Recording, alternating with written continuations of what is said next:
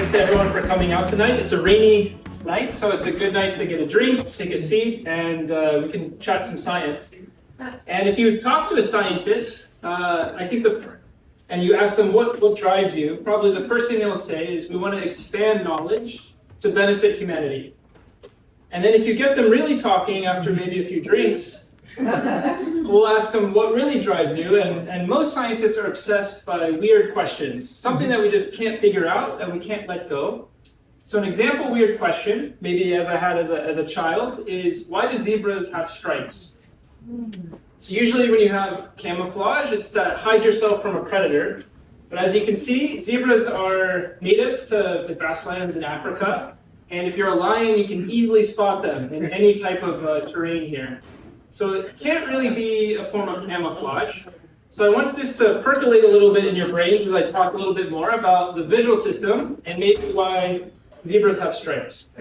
So let's start with the beauty, the human brain in all its glory. And ideally, we'd like to understand the computations of the human brain. That's sort of a goal in computational neuroscience. But as you can imagine, it's incredibly complicated. We can do so much with our brains. We can learn, we can speak. And it has 100 billion neurons, all firing at all different times. It's quite a complex system to try to tackle as a scientist. And a goal in science, or at least an approach, is something called reductionism, which is go from a very complex system into something much, much smaller. And in fact, I'm going to make it really tiny today. This works there. We're going to go to the fruit fly brain. It has 200,000 neurons, pretty good. It is not as vast as the human brain, but still complex enough that we can learn some things about it, but hopefully tractable enough that we can gain some insights that may also apply to the human brain as well. Okay, so here is a profile picture of a fly. Very beautiful. But the thing I want to convey is if you look at the face, this face is exploding with sensors. There's sensors all over the place, and it's used to gather information as much as it can from its environment. And that information is then ported to its tiny but yet very complicated and highly organized brain there on the right. So it has two optic lobes, it has a place to process olfaction, et cetera, et cetera. Okay, so already it's a pretty interesting system. If I need to convince you some more, I will, try at least. And one of the things to convince you is that you should know your enemy. And in fact, fruit flies can be really damaging, can wreak havoc to economies. If you've ever traveled to Florida, maybe by car, and you've been stopped and asked, do you have any fruit that you're carrying with you? There's a good reason for that. Because it's not due to rotting fruit, but instead invasive species of fruit flies. In fact, in LA, they've set up a quarantine around in the LA area to prevent the spread of what's called the Mediterranean fruit fly. In fact, it's such a serious problem because if it damages crops, we're talking billions and billions of dollars. And the solution they've come up with is to actually fly planes around this quarantine and to release millions of sterile males. And the idea is that these males will then mate with the females. The females will lay eggs, but these eggs will not hatch offspring. And so the idea is the population will rapidly decline and we've contained the problem. Okay, so know your enemy is one of the ideas. And the second one is we should be able to learn something about the human brain. And in particular, I want to focus on the visual system of the human brain and the early visual processing. So, okay, if you can see the laser point, the light, literally here in this case, shines down, let's say. Here is your eye, your retina is right here. These are photoreceptors in the back behind your eye. And this light signal is propagated through all this complex circuitry back into your actual visual cortex, which starts in the very back of your brain. And the reason I highlight this circuit is that the fruit fly, actually, if you dig into it, has something very, very similar going on. So again, light hits a set of photoreceptors. The signals are propagated through the circuit. It hits an area akin to maybe our brainstem, let's say. And then it's mapped to the central brain. In this case, in the fruit fly, we call it the protocerebrum.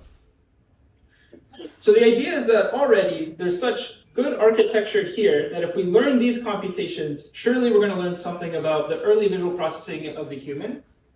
And this is really important because if you think about diseases or disorders like blindness, blindness usually occurs from this circuit here, not in the later areas in your neocortex.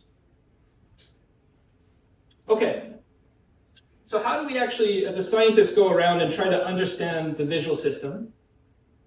Well, we have a few tools in our toolbox, and one of those tools, which is quite recent in this past year, is something called the connectome. And let me describe a little bit of how we, well, not myself, but a team of many, many labs collected the connectome. They took one female fruit fly, they made millions of slices of its brain, they then imaged those slices with a microscope, and then they released all these images online such that a crowdsourced game was made where a user can then, between two slices, connect where two neurons would meet. Okay, so then you have millions of these slices, they stitch all these slices together, and actually just from that you can actually map how a neuron cell body moves in the brain and connects to other neurons, etc. So finally this has been accomplished. This is a huge feat for the field, and now we can start to understand and dig into this connectome to see what's happening here. In the brain there's something called cell type. So a neuron is a particular cell type, and a cell type may have multiple neurons. In this case, for this particular cell type here, there's roughly 100 neurons, and we can then use the connectome to zoom in. And I hope to convince you that there's really rich structure here that we can learn. So in this case, scientists love acronyms. This is visual projection neurons from the lobula columnar. It's just these neurons right here in the right optic lobe, and it's the 12th cell type. Each little strand here, each color is a single neuron, and you can see a single neuron is reading out from the optic lobe. It's reading out a small little patch of the optic lobe. And the idea is if you have this big, beautiful visual field, this one neuron is just completely looking and focused on one little patch. But if you have many neurons, you're tiling the entire visual field, and so you get to cover the entire visual space. And then as we see from the connectome, all that information, pulling all your visual field, is all bundled into this small little ball called a glomerulus. And then the glomerulus is read out by other downstream neurons to the central brain to guide behavior. And an interesting thing we can also point out here is that each neuron has a cell body. If you've in biology class, maybe in high school, you learn the cell body contains it's the workhorse of the cell. It contains all the mitochondria, nucleus, and everything that's powering the cell. And actually in the brain, it seems like it's tucked away almost as an afterthought. It's just get out of the way of the computation. And so you really know the computation is front and center. That's the most important thing for these cells. Cool, okay, so you could study, and certainly there's going to be entire PhDs just studying the connectome and trying to soak up its insights. But we need to go much more. We can only learn so much from anatomy, and we need to understand vision in maybe a bigger picture sort of way. So to do that, we look at behavior. And a really interesting behavior of fruit flies is courtship, where a male here in blue chases a female in red, and he uses his visual feedback to be able to know where the female is and chase her. And interestingly enough, surprisingly, these fruit flies will beat their wings in certain ways, the male will, to provide song to the female, to try to court her. And so you can listen. I won't play this song. It's not, it's certainly not a great song. But we can then observe these two, the male and the female, performing this courtship action, and actually reconstruct what we think the male is seeing at any frame. And it gives us some insight of what the male has to see to be able to guide his behavior. Okay, and so in a typical courtship session, in a control session, these are just wild type regular flies you pick up from your kitchen counter. Well, hopefully not your kitchen, but like your garden or maybe a pot or something. So for a control session, you can see we're plotting the male to female distance, the distance between the bodies. In the beginning, they're very large. They're very far apart. The distance is quite large. But as the male begins to begin his courtship, that distance decreases. Great, excellent. So we can play also other fun games of the visual system. And the reason we use fruit flies is we have just amazing genetic control over this animal. It's been really well optimized, such that cell type I just showed you just a slide ago we actually have a genetic line that we can silence all of these neurons, meaning any input that it's given, this glomerulus, this ball, is going to be totally silent. And the reason to do that is then to ask, if we go ahead and silence that particular cell type, what happens to behavior? Is he still able to court the female or not?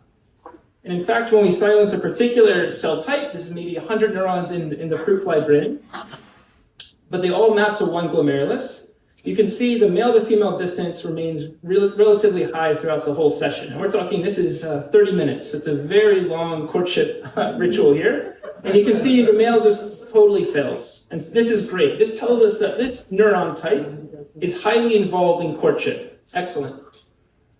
Unfortunately, science gets weird, and we have other results that are entirely puzzling. So for example, when we silence a different cell type, in this case LC6, lobula column 6, you can see that the male starts with a high distance, but it rapidly chases the female and never lets up over 30 minutes. Fruit flies live for maybe 2 weeks, 3 weeks, so this is actually a huge chunk of their lifespan chasing this female here.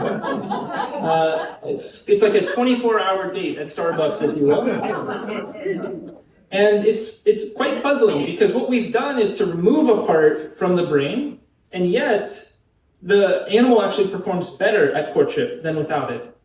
So this really made us scratch our heads quite a bit. And the way we approach this problem is, through my lab at least, is through something called modeling. We want to come up with a model of this system and probe it just like we do with the fly brain to understand what's happening here. So this is maybe the most complicated slide, so I'll walk you through it a little bit. But in my opinion, most exciting, we'll see. So we call this a sensory motor transformation, and that's just a fancy word for saying we go from some input, in this case the visual input of the female, it's processed through the optic lobe, through these glomeruli, and then ultimately to the central brain to drive behavior. So we go from stimulus input to behavior, the motor response. In this case, the behavior is the fruit fly moving around or beating its wings in a certain way. Okay, how are we going to model this? This is a really complex function that goes from the input to behavior. So we rely on recent techniques. If you've heard about artificial intelligence, machine learning, we're going to be using those techniques. Typically, when you think about artificial intelligence or machine learning, you're thinking about a function that may go from an image to an object in the image. So an image of a dog, you can say that's a dog.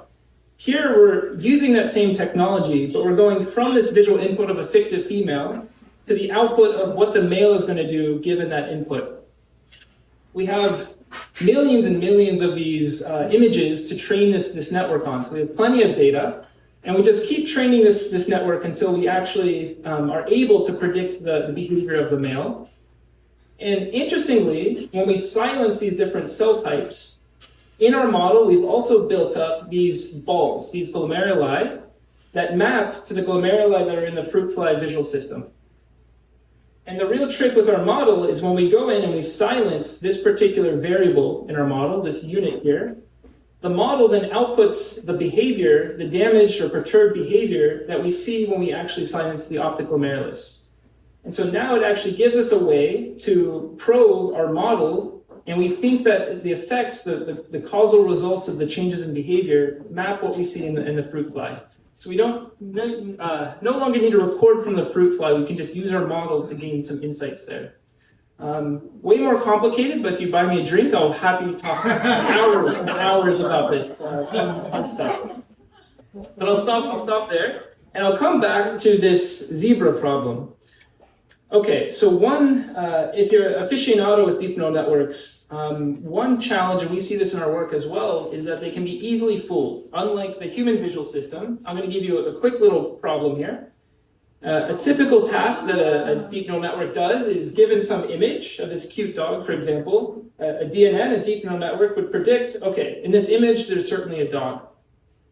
But it turns out, if you optimize some kind of noise, and this is really hard to see, it should look white to you, there's almost no noise here at all, but it turns out if you take this image and you add this optimized noise, which is incredibly small, you would get this image. So I'm basically adding nothing to the image, and as humans, we see no change in the image. But for a deep neural network, it would actually output something like toilet tissue. It would be entirely confused, and it would give out a completely nonsensical response. We call this an adversarial image because we're optimizing this image to make the deep neural network make a mistake. But you can imagine if it makes a mistake on something so simple to a human, what other mistakes is it also going to make? And this is actually quite important when we think about self-driving cars, when we think about medical diagnoses. You don't want these things to be making mistakes like this. Okay, so last slide. This is an adversarial image. And it might be interesting to think about, in nature, there might also be forms of adversarial images. Nature has found a way to fool maybe in this case, the fruit fly visual system. So let me try to convince you a little bit more of that. So again, we come to this problem, why do zebras have stripes? And it turns out for the fruit fly visual system, if you present a stimulus of bars, vertical bars, drifting in a certain way, the fruit fly almost surely is going to move in the same direction as the bars. So you can imagine, maybe I can play like here's my little fruit fly coming in, trying to land on the zebra. There's going to be motion there, and it's going to be, when it gets close to the zebra, very, very confused to land. And actually may veer off to the left or veer off to the right. And I should say in Africa, the flies are quite nasty. They're the biting kind. They're like the mosquito kind. So it's quite advantageous for zebras, perhaps, to have this camouflage, not for lions as the predators, perhaps as fruit flies as the predators, avoiding flies biting them. Okay, so that's just food for thought. I'd like to finish up by acknowledging my lab at Cold Spring Harbor. We're in this building called Freeman, I'll call it Freeman Cottage. You can only really see it in the wintertime across the bay here. It's right there, nestled in behind these bigger buildings there. And with that, I'm happy to open it up to questions.